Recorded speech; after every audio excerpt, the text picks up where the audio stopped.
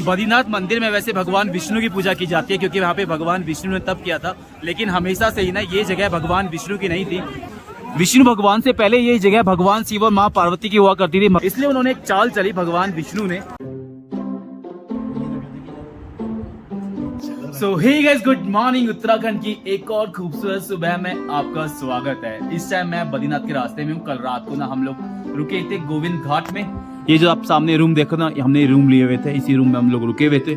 यहाँ पे इस वक्त अगर आप बद्रीनाथ आ रहे हो ना तो गोविंद घाट में मत रुकना भाई जी, यहाँ पे रूम बहुत महंगे। दूसरा यहाँ पे ना इंटरनेट भी नहीं है। यहाँ से थोड़ी सी आगे जाके ना पांडुकेश्वर है, वहाँ पे इंटरनेट बहुत अच्छा है और रूम भी वहाँ पे सस्ते हैं। अगर आप गोविंद घाट भी रुक रहे हो ना तो ऑन रोड मत रुकना, नीचे जाके थोड़ा रुकोगे ना, ये रोड जा रहा है नीचे की तरफ, यहाँ पे जाके नीचे रुकोगे तो आपको बहुत सारे ऑप्शंस मिल जाएंगे और वहाँ पे इंटरनेट भी अच्छा चलेगा। जिस होटल में हम रुके हुए थे ना, यहाँ पे इंटरनेट नहीं था, तो हमको इंटरनेट के लिए कम से कम 2 किलोमीटर आगे जाना पड़ा था पांडुकेश्वर। और अभी एक बात हमें पता लगी कि ना बद्रीनाथ के लिए जाने के लिए ना आपको चाहिए रजिस्ट्रेशन, और रजिस्ट्रेशन हमारे पास है नहीं। तो अभी देखते हैं क्या सीन रहता है, आगे हमको जाने देंगे नहीं जाने देंगे। हमारे लौंडे तैयार हो गए, आधे लौंडे निकल गए, आधे लौंडे हमारे यहाँ पे खड़े हैं। जटाधारी भीम चले भाई, चलो। हाँ भाई, छोटा चेतन, रोहित पाड़ी चले भाई। अबे तो चलो भाई निकलते हैं अपने रूम से। बैग वगैरह पैक कर लिया है। अपने होटल से मैं बाहर आ गया हूँ और यहीं पे मैंने अपनी बाइक पार्क की हुई थी। इससे बाकी के सब लोग तो निकल गए, क्योंकि उनको थोड़ी जल्दी थी, वो तो जल्दी जिनको थी वो निकल गए। नीचे ये जो नदी है ना, ये अलकनंदा नदी है, बद्रीनाथ से आ रही है। और ये सामने देखो यार, यहाँ के पहाड़ ना काफी ऊंचे ऊंचे हैं। इन्हीं पहाड़ों की वजह से ना यहाँ पे नेटवर्क नहीं आता है। और देखो इस टाइम अभी हम गोविंद घाट में, और गोविंद घाट ना वही जगह है जहाँ से हेमकुंड साहिब की यात्रा स्टार्ट होती है। यहाँ से हेमकुंड साहिब लगभग 20-22 किलोमीटर है। आने वाले टाइम में हमारा प्लान तो है कि वैसे हम हेमकुंड साहिब भी जाएंगे, लेकिन एक प्रॉब्लम ये हो रही है ना कि जिस दिन हेमकुंड साहिब के कपाट खुल रहे हैं उसी दिन हमारे रुद्रनाथ भगवान के कपाट खुल रहे हैं। तो हम लोगों को प्लान है कि हम लोग रुद्रनाथ जाएंगे, उसके बाद हम लोग हेमकुंड साहिब के लिए दोबारा आएंगे। वैसे मोस्टली जो रोड है ना वो तो बिल्कुल ठीक है, कहीं कहीं पे ही बस थोड़ा बहुत ना रोड खराब है, बाकी कोई दिक्कत नहीं है। तो भाई जी हम लोग ना अभी गोविंद घाट से आगे निकले थे। पांडुकेश्वर जैसे हमने क्रॉस किया था, और पांडुकेश्वर में ना यहाँ पे रजिस्ट्रेशन चेक किए जा रहे हैं, मतलब तो हम भी अपना रजिस्ट्रेशन करवा लेते हैं। ज़्यादा टाइम नहीं लगा, मुश्किल से 5 मिनट लगे और 5 मिनट में हमारा रजिस्ट्रेशन हो गया। और रजिस्ट्रेशन के बाद ना, मतलब रजिस्ट्रेशन के लिए डॉक्यूमेंट कुछ ज़्यादा कुछ देना नहीं था। एक मतलब आधार कार्ड का नंबर इन्होंने हमसे पूछा, बाकी एज और मोबाइल नंबर पूछा, और हमारा रजिस्ट्रेशन हो गया। रजिस्ट्रेशन के बाद ना हमारे मोबाइल पे एक नंबर भी आ जाता है, 12 डिजिट का एक नंबर होता है जो आपका रजिस्ट्रेशन नंबर होगा। और साथ ही साथ ना आपको यहाँ पे काउंटर से ना एक ऐसा बैंड मिल जाएगा। इस बैंड को चाहे तो आप हाथ में बांध लो, चाहे तो आप रख लो अपने पास में।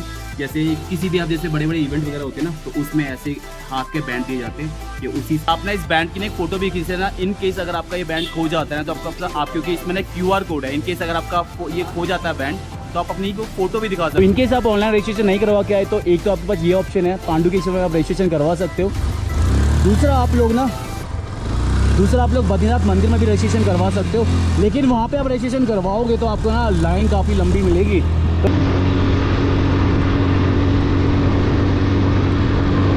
तो भाई थोड़ा सा हम लोग आगे आए थे पांडुकेश्वर से, और यहाँ पे आने के बाद ना पे लाइन से ना काफ़ी सारी दुकानें मैगी की, तो यहाँ पे हम लोग रुके हुए मैगी खाने के लिए। तो भाई हमारी मैगी आ गई और काफ़ी देर से हम लोग यहाँ पे बैठे थे, जो रील वगैरह बनाई थी ना उसका एडिट कर रहे थे। और हमारे जो साथ वाले आगे निकल के ना हमारा वेट कर रहे होंगे, तो फटाक से मैगी खाते हैं और निकलते हैं, क्योंकि किसी को वेट कराना यार अच्छी बात नहीं है।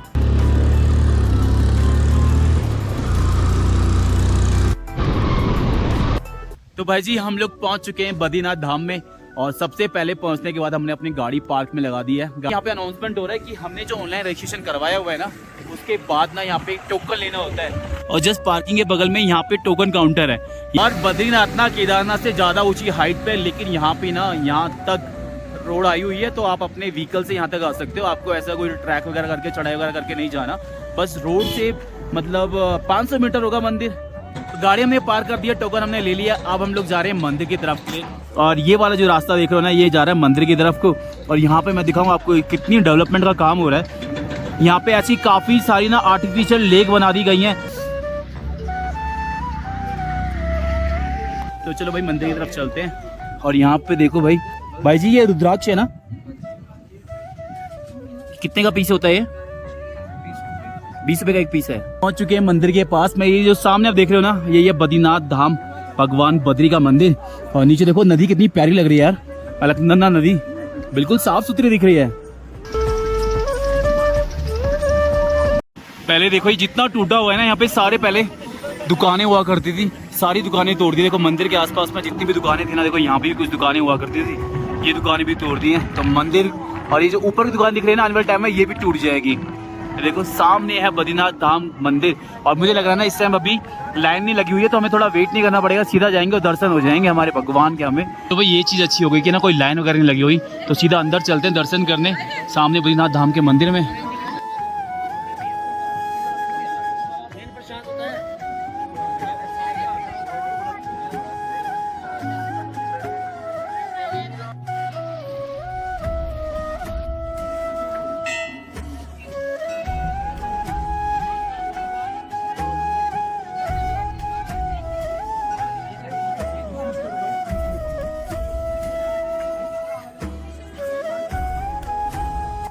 तो भाई जी हमें तो अंदर दर्शन हो गए हैं, लेकिन ये देखो भाई साहब लाइन लगी हुई है यहाँ पे। ये जो लाइन लगी हुई है ना, ये मंदिर में अंदर जाने के लिए लाइन लगी हुई है। और भाई हमारा तो लक था ना कि हम लोग यहाँ पे आए और हमें कोई लाइन में नहीं लगना पड़ा, सीधा अंदर हम मंदिर में गए, हमारे दर्शन हो गए। और ये सामने देखो यहाँ पे घंटाकरण जी का मंदिर है। वैसे जो घंटाकरण जी है ना, माणा में इनका मेन मंदिर है। और यहाँ पे एक प्रसाद का काउंटर है, यहाँ से मंदिर में दर्शन करने के बाद ना आप यहाँ से प्रसाद लेके जा सकते हैं।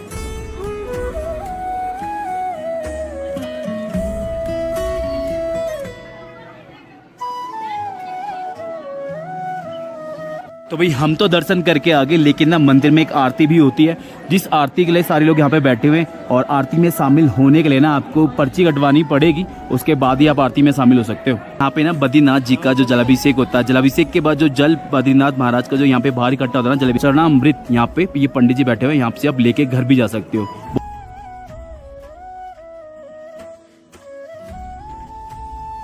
देखो भाई जी मंदिर के बाहर ने इतनी बड़ी दान पेटी रखी हुई है। तो भाई जी भगवान बद्रीनाथ के दर्शन करके हम लोग तो बाहर आ गए। और भगवान बद्रीनाथ का जो मंदिर है ना, वो सामने जस्ट सामने। वैसे आपको पता है कि भगवान बद्रीनाथ का जो मंदिर, इसका नाम बद्रीनाथ कैसे पड़ा? बहुत टाइम पहले की बात है कि जो हमारे भगवान थे ना विष्णु, वैसे आपको पता होगा कि बद्रीनाथ में भगवान विष्णु की पूजा की जाती है।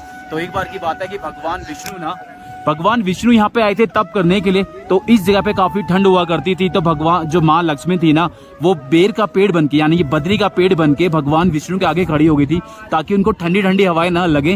और जिसको देख के ना भगवान विष्णु बहुत प्रसन्न हुए और उन्होंने इस जगह का नाम माँ लक्ष्मी के नाम पे, मतलब बद्री के नाम पे बद्रीनाथ रख दिया था। पहले इस जगह को बद्री विशाल बोलते थे, क्योंकि माँ लक्ष्मी ने जो पेड़ का रूप लिया था ना, वो बद्री के पेड़ का रूप लिया था, और वो बहुत बड़ा पेड़ हुआ करता था, इसलिए इस जगह को बद्री विशाल भी बोला जाता था। लेकिन अब इस जगह को बद्रीनाथ बोला जाता है। बद्रीनाथ मंदिर में वैसे भगवान विष्णु की पूजा की जाती है, क्योंकि वहाँ पे भगवान विष्णु ने तप किया था। लेकिन हमेशा से ही ना ये जगह भगवान विष्णु की नहीं थी।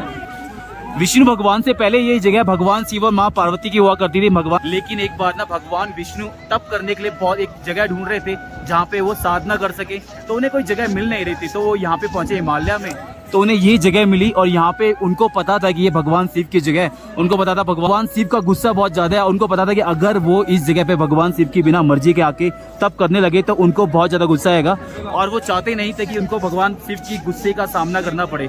इसलिए उन्होंने एक चाल चली भगवान विष्णु ने।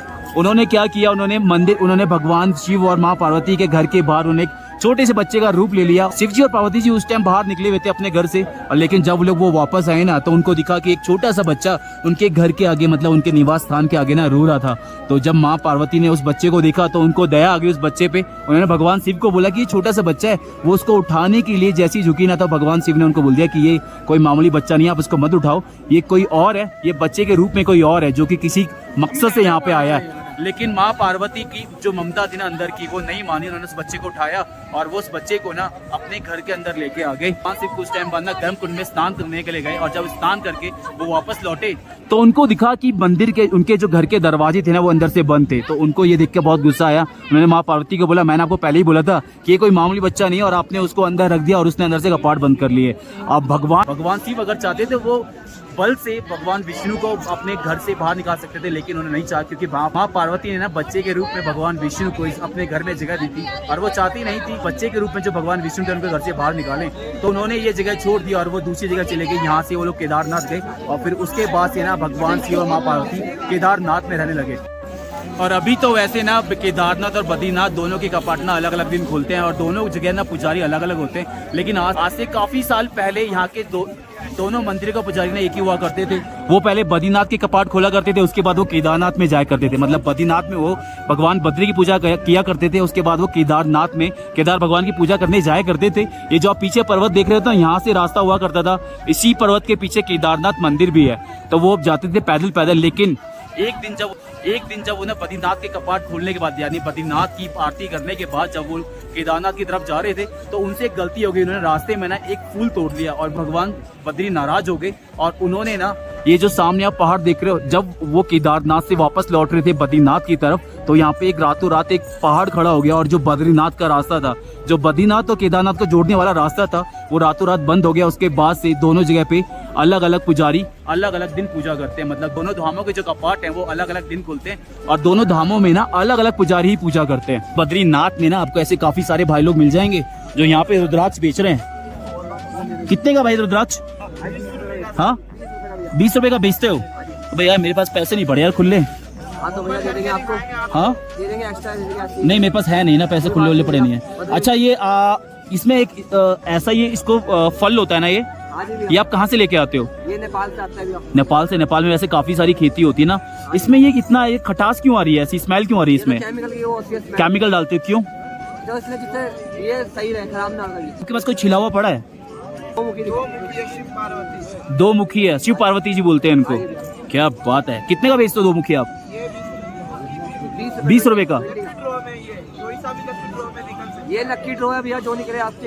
अच्छा इसमें होल तो नहीं है? बोलते हैं कि जो नेचुरल होता है उसमें छेद होता है। एक मुखी में, दो मुखी में, तीन मुखी में होल नहीं होता भैया। अच्छा, और यहाँ पे ना जितने भी माउंटेन्स है ना, सबका नाम है, सबका अलग अलग नाम है। तो मैं आपको बताता हूँ, तो ये वाला जो आप पहाड़ देख रहे हैं बद्रीनाथ मंदिर का जो पीछे वाला पहाड़ है, इसको नारायण पर्वत बोलते हैं, और जो मंदिर के सामने वाला पहाड़ है इसको नर पर्वत बोलते हैं। और आपको पता होगा ना कि एक आपने स्टोरी सुनी होगी, जब समुद्र का मंथन हुआ था उस टाइम पे जो विष निकला था ना, वो विष शंकर जी ने पी लिया था। अगर वो शंकर जी नहीं पीते तो वो विष पूरी धरती में फैल जाता। वो ये सामने जो आप पहाड़ देख रहे हो ना, ये व्हाइट वाला, इसको बोलते हैं नीलकंठ पर्वत। यहाँ पे ही खड़े होकर भगवान शिव ने जहर पिया था। और भाई जी अभी तो मैंने आपको दिखा दिया कि बद्रीनाथ के अभी इस टाइम पे कैसा दिखता है, लेकिन आने वाले टाइम पे ना, अगर आप आज से 5 या 10 साल बाद यहाँ पे आओगे तो बद्रीनाथ आपको ना कुछ ऐसा दिखाई देगा। ये देख रहे हो, ये मतलब फ्यूचर प्लान है बद्रीनाथ के, ऐसा ही आने वाले टाइम पे ना बद्रीनाथ का डेवलपमेंट होने वाला है।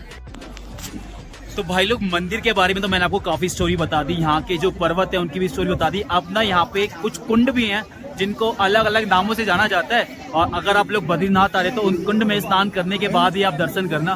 तो अभी मैं आपको ना कुंड दिखाता हूँ नीचे, और उन कुंडों के नाम और उनकी कहानी मैं आपको बताता हूँ। तो अगर आपको तप्त कुंड, नारायण कुंड, कुंडों की तरफ को आना है, मंदिर के बिल्कुल सामने से ना नीचे को ऐसे सीढ़ियाँ निकलती हैं जो कि बिल्कुल कुंड की तरफ जाती हैं। तो अभी हम आपको कुंड की तरफ लेके चल रहे हैं जो कि अलकनंदा नदी के बिल्कुल तट पे बने हुए हैं। और यहाँ पे जितने भी कुंड है ना, सारे कुंडों की अलग अलग कहानियां हैं। सारे कुंडों की तो मेरे को कहानियां नहीं पता है, लेकिन यहाँ पे कुछ पुजारी जी होंगे, उनसे पता करेंगे, फिर आपको बताएंगे। जैसे कि मैं आपको बता रहा था ना कि यहाँ पे अलग अलग पर्वत के नाम है, तो वैसे ही ना यहाँ पे अलग अलग कुंड भी हैं। और जैसे यहाँ पे अलग अलग कुंड है ना, वैसे यहाँ पे अलग अलग शिलाएं भी हैं। माना जाता है कि ना इन शिलाओं पे बैठ के हमारे जो देव हुआ करते थे ना, उन्होंने तप किया है। उनमें से एक यहाँ पे एक शिला है, इसको गरुड़ शिला बोलते हैं। जो भगवान बद्री के वाहन थे ना गरुड़, तो उन गरुड़ देव ने भी यहाँ पे ना तप किया था, उन्हीं के नाम पे ये शिला है, गरुड़ शिला इसको बोलते हैं। गरुड़ शिला से नीचे आओगे ना तो आपको यहाँ पे एक और शिला देखने को मिलेगी जिसको नारद शिला बोलते हैं। माना जाता है कि ना भगवान नारद ने भी यहाँ पे तप किया था इसी शिला पे बैठ के। हमारे उत्तराखंड को ऐसे ही देवभूमि नहीं कहते, माना जाता है कि हमारे भारत के अलग अलग कोने में जितने भी देव और देवियां पैदा हुई ना, उन्होंने आके हमारे ही उत्तराखंड में, हमारी देवभूमि में तप किया था, इसीलिए उत्तराखंड को देवभूमि कहते हैं। तो यहाँ पे नारद जी ने, गरुड़ जी ने, भगवान शिव ने और विष्णु जी ने इस धरती पे तप किया था। तो पता होगा कि जो भगवान नारायण थे ना, उनको देवों के ऋषि माना जाता है, मतलब देव ऋषि बोलकर उनको बोला जाता है। और देव ऋषि की उपाधि उनको ऐसे ही नहीं मिल गई थी, इस उपाधि को प्राप्त करने के लिए ना उन्होंने बद्रीनाथ में इस शिला पे, जो सामने आप शिला देख रहे हैं, यहीं पे उन्होंने तप किया था। 6000 साल भगवान नारद ने ना इस शिला पे बैठ के तप किया था। और इस शिला के बगल में यहाँ पे एक कुंड बना हुआ है जिसको गर्म कुंड बोलते हैं, और इस कुंड का नाम भी नारद कुंड के नाम से इस कुंड को जाना जाता है। तो भाई जी सामने जो आप नदी देख रहे हो ना, ये अलकनंदा नदी है और यहीं से बद्रीनाथ के कुछ ही किलोमीटर पीछे ना सतोपंथ ग्लेशियर बढ़ता है और ये जो नदी है ना, ये सतोपंथ ग्लेशियर से आती है। आगे अभी तो ये नदी छोटी है ना, आगे जाके धीरे धीरे काफ़ी बड़ी हो जाती है और अलकनंदा नदी ही ना आगे जाके भागीरथी में मिलके गंगा नदी बन जाती है। और यहाँ पे ना जैसे जितने भी हमारे बड़े बड़े धाम हैं वहाँ पे आप आओगे ना, तो आपको ऐसे पुजारी जी मिलेंगे।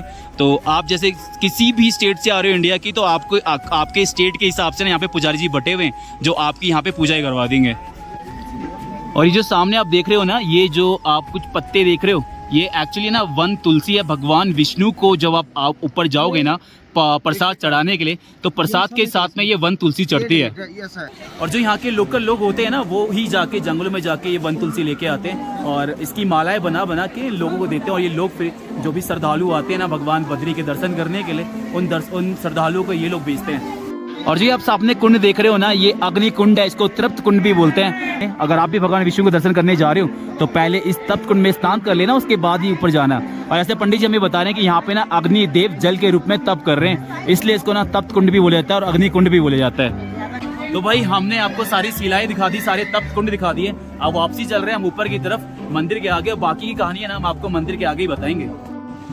तो आज इस वीडियो में ना मैंने आपको बद्रीनाथ धाम के बारे में काफी कुछ बता दिया। अगर कोई बात आपको अच्छी लगी तो मुझे कमेंट करके जरूर बताना। मेरे चैनल को सब्सक्राइब कर लेना, क्योंकि जितनी भी सारी चीजें मैंने आपको बताई है ना, मैंने काफी लोगों से पूछा, मैंने पढ़ा, रिसर्च करी है, तब जाके मैं आपको बता रहा हूँ। तो थोड़ी मेहनत के लिए चैनल सब्सक्राइब कमेंट जरूर कर देना है यार। और अभी हमने दर्शन वगैरह कर लिए, सारी इन्फॉर्मेशन आपको बता दी है। अब हम निकल रहे हैं नीचे की तरफ को। और अगर आप बद्रीनाथ धाम आ रहे हो, मेरा मानना है कि हर किसी इंसान को, अगर आप हिंदू हो तो जिंदगी में एक बार तो आपको बद्रीनाथ धाम जरूर आना चाहिए, क्योंकि ऐसी खूबसूरती यहाँ पे है ना, आपको कहीं देखने को नहीं मिलेगी। और भाई अब ना थोड़ी जैसे सूरज ढल गया, तो सूरज ढलते ही ना यहाँ पे ठंडी ठंडी हवाएं चलने लगी हैं, जो कि मुंह पे फील हो रहा है। अगर मैं थोड़ी देर यहाँ पे रुक जाऊँ ना, मेरे हाथ मुंह वगैरह सब फटने लगेंगे। तो चलो भाई इस व्लॉग को हम लोग यहीं क्लोज करते हैं। आई होप कि आपको व्लॉग अच्छा लगा होगा। अगर कुछ भी अच्छा लगा ना तो चैनल को सब्सक्राइब कर लेना, कमेंट करके जरूर बताना। मिलते हैं ऐसे ही किसी खूबसूरत से व्लॉग में, तब तक के लिए हंसते रहिए, मुस्कुराते रहिए, देखते रहिए अपने भाई का चैनल को मक्कर न्यूज़। Bye bye.